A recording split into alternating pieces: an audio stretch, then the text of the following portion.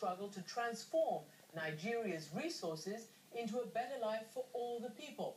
We talked when she was here in New York for the Women in the World Summit. And as you watch, we look forward to your tweets using #Amanpour. Dr. Okonjo-Iweala, welcome to the program. Thank you, Great to have you. Thank you. Nigeria is a huge and important country. We have many, many viewers from Nigeria, always very active and very interested. So it's great to have you here.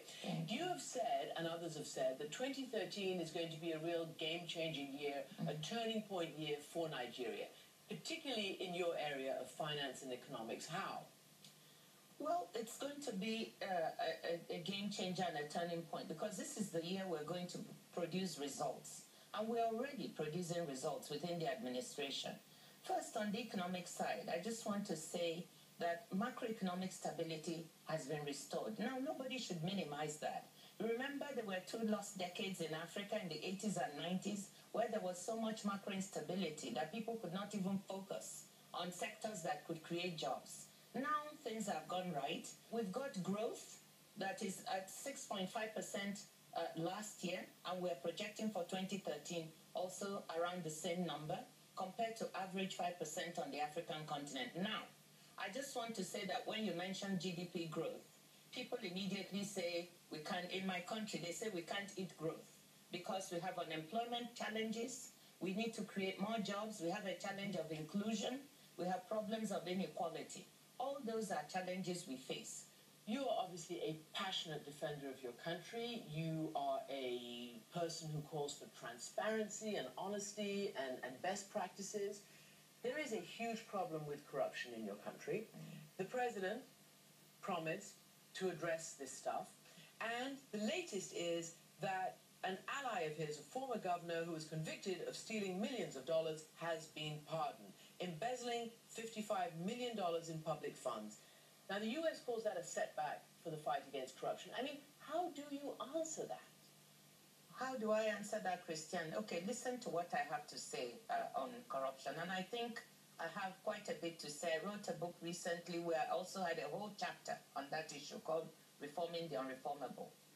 Nigeria does have a problem with corruption, and so do many other countries, including developed countries. I don't like the fact that when people mention the name Nigeria, the next thing they say is corruption. This is a country of 170 million people. 99.9% of them are honest, hard-working citizens who just want to get on with their lives, and they want a government that delivers for them. What we've said is that in order to help block any leakages and help to, stop any attempt at corruption or taking monies, we must build electronic platforms. We must distance people from the money. These things were recommended by the World Bank and the IMF. I used to work at the World Bank. We're doing them. And I strongly believe that we lack institutions, we lack processes. Now, what President Goodluck Jonathan has done now is to call the judiciary, the legislature, and the executive arm for the first time to meet together on this issue and say, this is not just about government.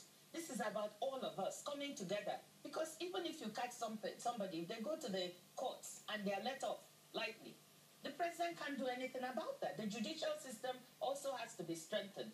Legislators also have to crack down. They themselves have to work at also being transparent and helping the executive.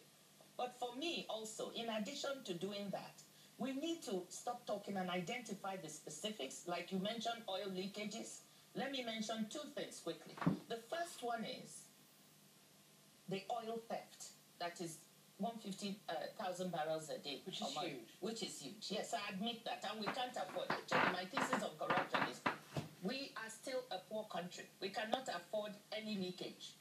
We also need the international community to weigh in. We have found Mexico and Nigeria are suffering from this problem. You can check. Mexico at a far lower level. I think they're losing 25,000 barrels a day. And they found out mafia elements are involved. In our case, we have international people who also buy that stolen oil. We need them to treat this stolen oil like stolen diamonds.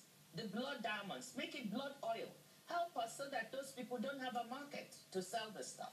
That's one. And we ourselves should commit to fighting, and we're fighting that. Let me ask you about that, because you also have challenges with electricity. You mentioned you're very rich in oil, and people just simply don't understand why there still seem to be so many problems with electricity. And it might seem, weird to pick on that one thing, but it is very prevalent. I asked your president about this during an interview I did by satellite when he was at the World Economic Forum in Davos. Let's just see what he had to say to me.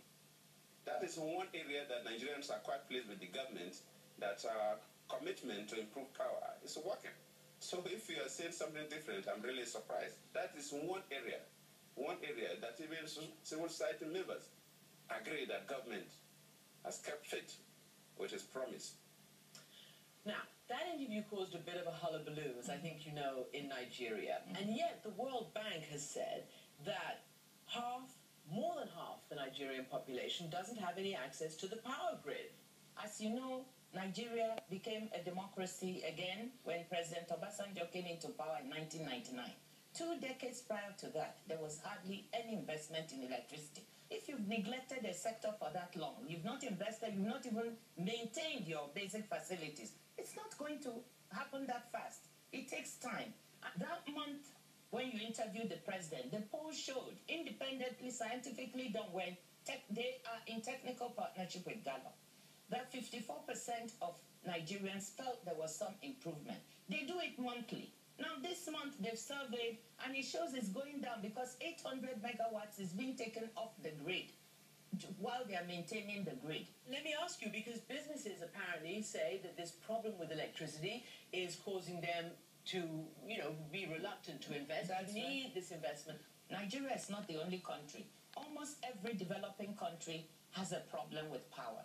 As you know, India has it, South Africa has it. South Africa is far better off because they've invested much more. But many developing countries, even China, they are struggling with keeping up with infrastructure. Now, what are we doing in Nigeria? We have accepted that the government is not the best placed to run the power sector.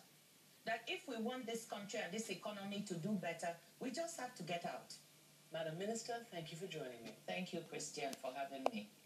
And after a break, imagine being only 15